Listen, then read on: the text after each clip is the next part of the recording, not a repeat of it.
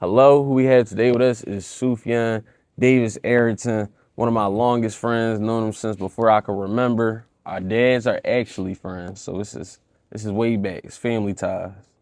Um, he is one of the most, and I tell you the most dedicated professionals that I know. He was in college when you got your what certificate? What certification? Which one? That's what, yeah, see? He was collecting certifications while still in college. Uh, his sector is finance. Man, I went to school for finance too, but I went a whole different route. So he's about to tell you guys the whole route of financial planning, all the steps that he's taking, all the steps he plans to take, everything about what he does, the ins and outs and inner workings. It's the guru right here. All right, so for my first question, just tell us more about what you do. Yeah, so currently I'm working at Vanguard, which is a investment firm, as you see, with Charles Schwab, Fidelity, BlackRock, those sorts of firms. And specifically, I'm in financial advising now. So I graduated from Temple University in accounting and financial planning. I decided to make my pivot from accounting to financial planning later on. So now I'm just specifically really in a rotational program that involves me to finish getting up, my certifications, which one more to go. And from that, it's a 2-year program. And then after that 2-year program is up, I graduate and go into high net worth advisory. So we'll be working with clients from, with net worths of 500,000 and plus. So Okay. that's Okay. the current. So what certifications have you acquired so far? So yeah, so far I did a little stint in financial advising slash insurance sales when I was in college. So that involved me having to get my life, health, and accident insurance licenses, and then from that you need licenses for investment specifically. So I got my call it the SIE, and it's Securities Industry Essentials, and that's kind of the prerequisite exam or license in order to be able to achieve, which if you've seen The Wolf of Wall Street, you'll see Yeah. got a Series 7. So in order to get your Series 7 license, you need that nowadays. And so got my Series 7, I guess it's 2 summers ago, or this was last summer, excuse me. And then I also got my Series 66. So they all have different meanings and allow you to do different things within the investment industry. But, they are all daunting in their own respect, in their own regard. And yeah, I mean, currently right now I'm just working on my CFP designation. So that's the equivalent of the bar exam for a lawyer or the CPA exam for an accountant. Right. So yeah, I mean, that's the highest designation, and it's daunting, man. You got to require 275 plus hours worth of study. and yeah, so that's what I'm working on currently. And inshallah, we'll see what happens with that, and just take that, Inshallah. go through my program, and ultimately do what I need to do. So That's what's up. Okay. Um, what would you say were the technical skills and the soft skills that you needed in order to be able to pass these tests, get to these places like Vanguard? That's a big name. We're talking about big companies, corporate setting. Um, what did you need to do? And that can go from back during high school to college to what year did you graduate? high school or college? Both. Graduated high school in 2020. College, I graduated in May of this year, 2025. Exactly. And you're already at a big company right now. There's a lot of people watching right now. They in school or they getting ready for that, and they're gonna be wondering, how do you get that type of placement? What did you have to do?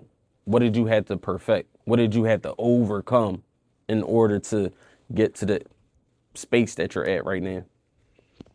I'll make this as short as possible.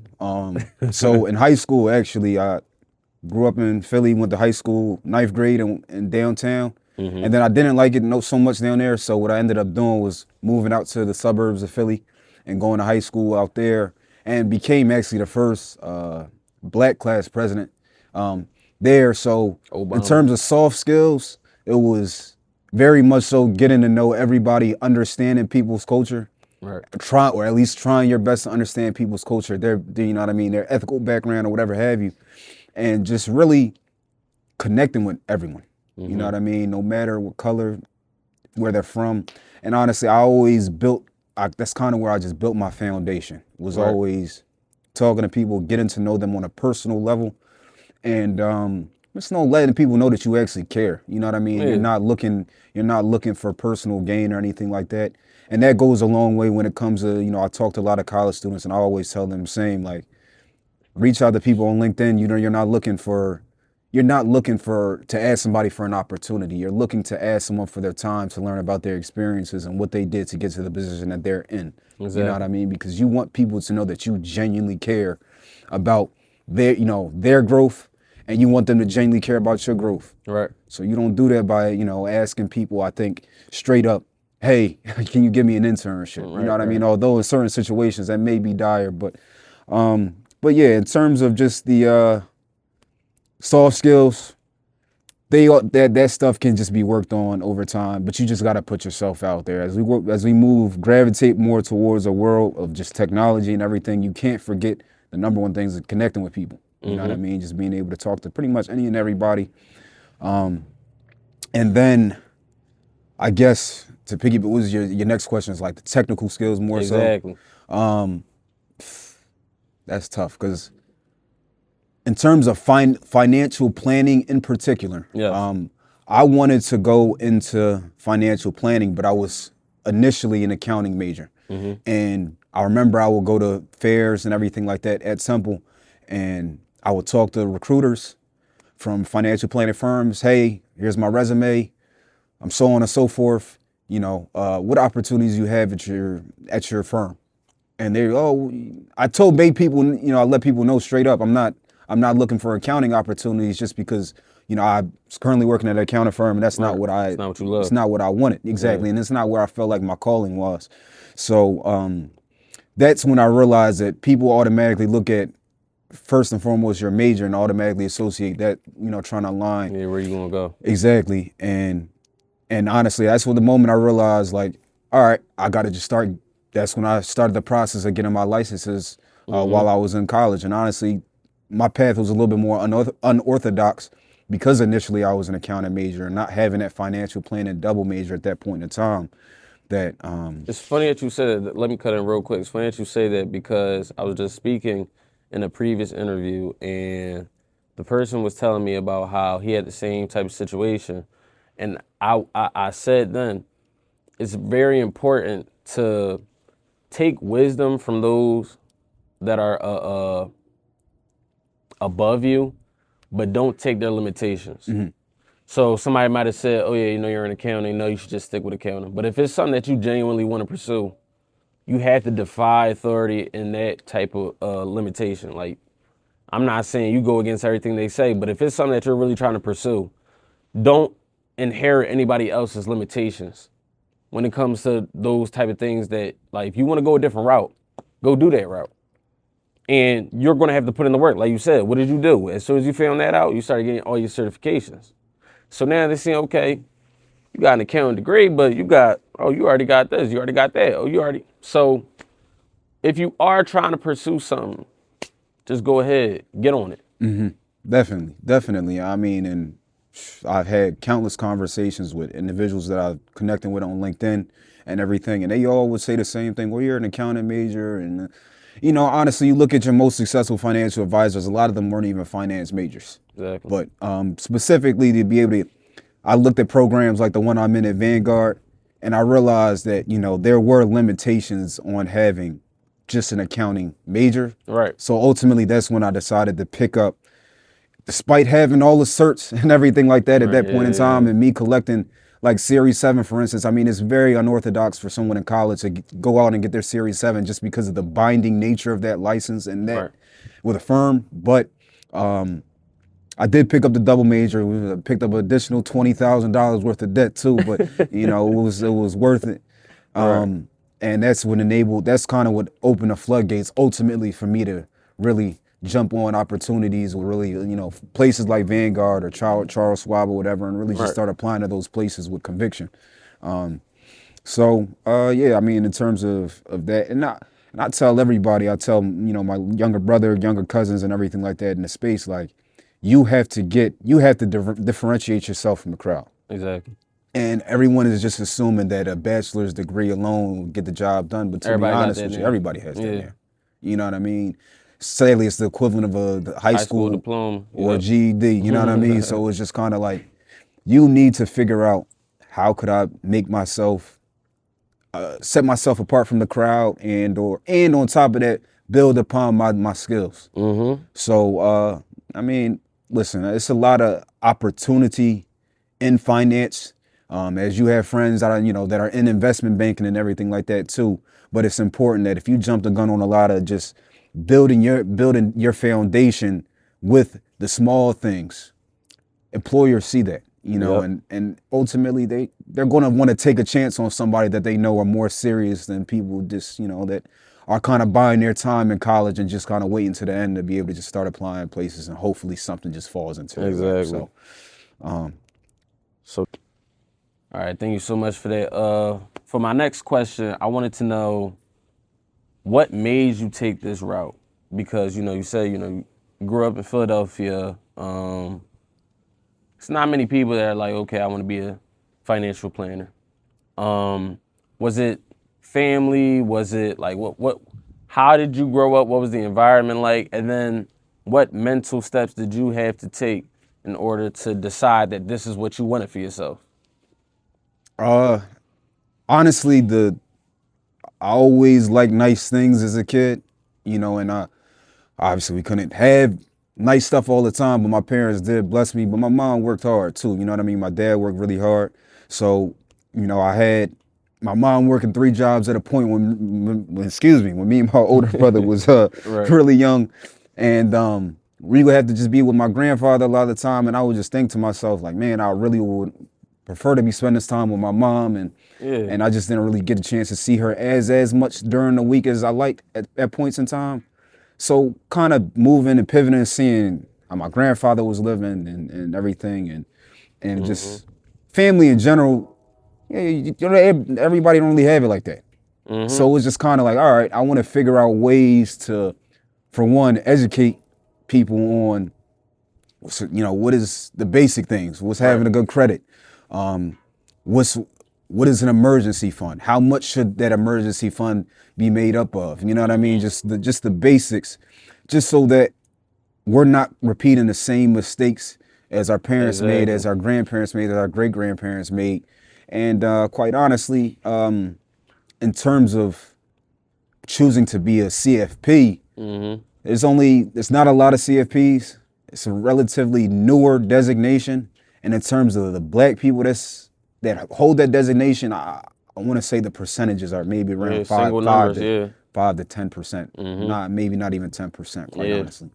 So being able to achieve something that that tremendous, as well as educate black students within or just students in general, within the Philadelphia school district in particular, because a lot of the work I did when I was in college was within the Philadelphia school district with my internships. And just seeing a student, I'm like, well, these students, some of them do make money, you know what I mean? They work little odd jobs here and there, or some of them have to take care of their family. So it's just like, all right, if I'm teaching these students good ways to save their money or good ways to invest their money, so on and so forth, and just make better financial habits, then we're kind of breaking generational curses with that. Right. So honestly, that was my main thing, was I wanted to kind of break that generational curse. Aspects of my family, don't get me wrong, I have some family that do really, really well, but then there's a huge difference, and people don't realize this. There's a huge difference between doing well and know how to spend it well. Exactly. I mean, there's a lot of people making great money and still living broke. Exactly. So they making 200 grand a year, they spending 220 grand a year. Exactly. So exactly. I know that for sure. And the money knowledge, knowing how to spend it. Exactly. And when I mean how to spend, I mean where to put it for savings, where to invest, what to spend on, deals to get into, deals not to get into. So I definitely understand what you're talking about. It'll be people, they like, oh, I'm making 100 grand a year. Let me get this car that's gonna cost me $2 grand a month. Like, yeah, nah, that's not fly. That's gonna eat into your savings. So I mean, it's also, you know, the materialism aspect of it, and be American. Yep. that's just what it is. And Exactly. you kind of want to just get away from that, especially us. I mean, it's great when you got a nice car, but then you kind of look at the property you pulling up to, and you might not be as happy with that. And it's just like, well, the money that I'm allocating towards this car, I'm just putting up $500 plus a month Yeah. towards a depreciating asset. And you're just like, really, where, you know, what am I? It's great to have a nice car when that car don't stress you out. Exactly. Exactly. So honestly, that's where a lot of my mindset came from. You know, my fiance doesn't necessarily love that I'm a bit frugal with my money at times, but to be honest with you, I'm always looking at the bigger picture. I don't think any fiance ever gonna be happy with that. Nah, doubtful. Yeah. So, But yeah. all right. So I do want to ask you, and this is one of the most important questions because we're trying to build a network. What could people contact you for? Like, are you open to business deals or giving advice, or is there something that you're interested in sharing with the people? Honestly, my main thing has always just been education and and mentorship. You know, one thing I take pride in is my ability to just do my thing with Excel sheets and everything like that, and kind of, you know, coagulating a little cash flow statement. You know what I mean, and just kind of having people just get an idea of what's the basics look like. Because if you ask most people how much there's certain ratios. It's the 28-36% ratio. Like, people have no idea what that means, but it's just like 28% of your expenses, which include principal, interest, mortgage. You know what I mean? Just basic should make up 20% of your expenses, and then 36 is all your total expenses. Should not surpass like 30% of your gross income. So just being able to kind of just educate people on like the real basics and just kind of go through them, you know, just what is my monthly, just a pretty much a budget, quite honestly. You ask most people, they don't have like just like a budget. So just, you know what I mean, doing that, I ain't gonna lie, Sad, I'm crying and all that, bro. Thank you, Sue, for coming out with us. It's super windy. The fire right here is bumping, is blowing smoke all in his eyes. So he's sacrificing his health right now to give us this. I'm asthmatic too. He's risking his life, yo. He's risking his life.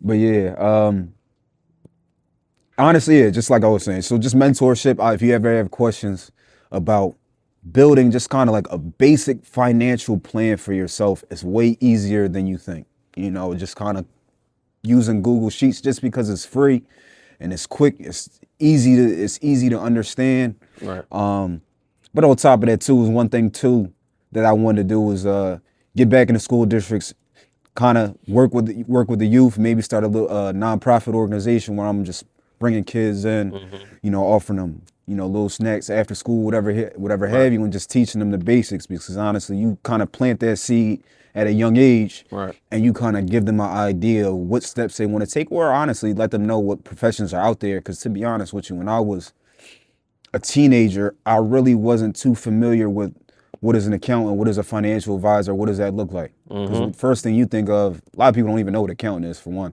Two, you know what I mean? First thing you think of is money. You know what I mean? But people don't really understand that there's psychology that really comes in. And I was going to mention to you, cognitive dissonance is a lot of things that people face 100%. and don't really peep. Like, cognitive dissonance is just because you're a high income person, a high income earner, and you have good cash flow, you automatically assume that you're financially responsible. And that's one of the biggest misconceptions that people have when they start making really good money. Correct. So just, you know, basic education, honestly, just going through people just basic monthly expenses, and that's kind of where I like to start. But then also kind of like probing a little bit to get an idea of How did your parents view money? How did your grandparents? What was their relationship like with money? Because that has a real strong pull on how you How view. you gonna deal with it? Exactly. So if somebody was interested in trying to collab with you on like the nonprofit, would you be open to them contacting you about that? Absolutely, because that's something I just want to do, and Right. I've had in mind, but I haven't taken any steps towards Right. doing that yet, especially because I'm just early on in my career, so I'm just kind of Yeah. getting my ducks in a row as we speak. I feel But you 100%. I don't want to be that person that just keeps on talking about it because I do believe community service is a big part of your duty as a man, a black man, and most importantly as a Muslim. So absolutely, it's like it's definitely something, you know, I ain't a kid no more. I'm 25, damn near 30, damn near 50, damn near 100, end of life pretty much. But I gotta hop on it right now instead of, you know, next year when things are better and I got exactly. things more stable. And it's like, you know what? If you're not giving right now, you're not gonna be giving when you have it. Because you have it. You have it. According to somebody else that don't have it, you got it. I'm And when blessed. later I ain't on, gonna yeah, lie. it's Yeah, always you always gonna feel like you don't got enough. So you got to start giving right now. So I'm like, yeah, I got to start giving back. I've acquired some things, some knowledge, some possessions. So it's like, yeah, it's time for me to start, you know, parting ways with that. This is kind of why I started this series of interviews. Is I at least want to start pulling the knowledge together. And I was just talking with an electrical engineer on the last interview, and we already, you know, we about to collab because I already have an idea for the patents and stuff I'm about to do. I feel like this is what's needed a lot of the time, the real spill about what it's like doing these things. Oh, what is the day-to-day like as a financial planner, or where you are in your financial planning career right now? And like, what is the work-life balance? What is the environment like? What is the day-to-day? as of right now, day to day is mostly just studying. So like I mentioned to you before, it is a rotational program, so that involves us having to go through different job titles pretty much, and experiences within Vanguard and the vice sector of Vanguard. And so it's right now is just I'm going to be on the phones helping people with basics. Maybe you have older individuals calling in, or just people in general. Hey, you know, I need help changing my password, or hey, I need help changing a beneficiary designation on my account. Just questions like that. But then also I am studying for the CFP, as I mentioned currently too, and that's something that's very daunting as well, because it's exams only held 3 times a year, so you gotta pretty much pour your all into it, and then Hope for the best. hope for the best. I mean, Right. I am Muslim, so I pray, you know what I mean, and that's what I do. So it's just kind of like it's where hopefully my prayer and the work I put in kind of all, come together and hopefully equate to success. But yeah, just on a day-to-day basis, it's just waking up. I would say just 5 a.m. My commute is about an hour in the morning, so I'm out the door 5:30ish, and Gee, 30 minutes to get ready? I do everything at night. Sheesh. Yeah, I do everything. Oh, Shower at word. night. You know what I mean? Eat breakfast. I pretty much like cut up all my fruit and everything like that. So old school, I just Right. pop that, and you know what I mean. Do my thing. Eggs take 5 minutes. So, but yeah, I'm out the door. Typically, I get in early, start studying. Then it's based off the rotation that we're in now, which is a few months. Just hopping on the phones, helping clients throughout the day, and then afterwards, back to study.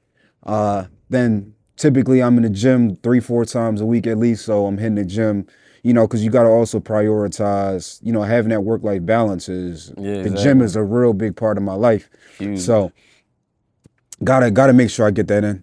Because on top of that, burnout is a real thing, and a lot of people don't peep that. But obviously you got to make time for stuff that you enjoy. Although working is really not necessarily enjoyable all the time, you still got to find time to do Yeah. stuff that you like to Not even do. just enjoying, but working on yourself.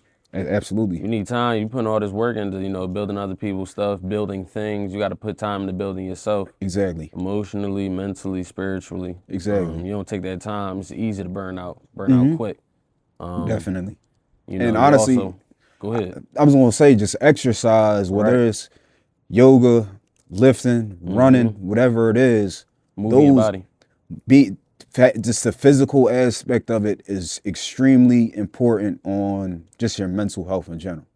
Because if you don't have a healthy body, if you're not consuming the right foods Correct. and taking care of yourself, that's gonna take its toll real quick too. And you see it, you just want to see it in your productivity on a day-to-day basis. So yeah, I mean, hopefully that answered that question. That did. Well, look, Sufyan, we are incredibly thankful Hold on. for you coming out here today and putting your life at risk to give us this interview. I'm sure this is going to help a whole lot of people that are even not looking at financial planning in and of itself, but also just looking for career paths or different perspectives. You know, hearing somebody else's idea can help you generate your own ideas. So this is what we're trying to build, you know, a community of networking and openness about the career itself. Because, you know, a huge issue is a lot of people, you go on YouTube, you try to find a career, information about that career. People will tell you all the nice stuff, all this fantastical things that's really not real. And then once you get in that field, you're like, hey, this isn't really what I'm looking for. And this wasn't what I was told as well. So you being candid and honest about your entire experience, great. I don't know why something wrong with my mouth right now. It's like the cold got my jaw moving slow You or something. good? You good? But I'm greatly thankful for it, and I'm sure the viewers are as well. EBS, we are tuning out.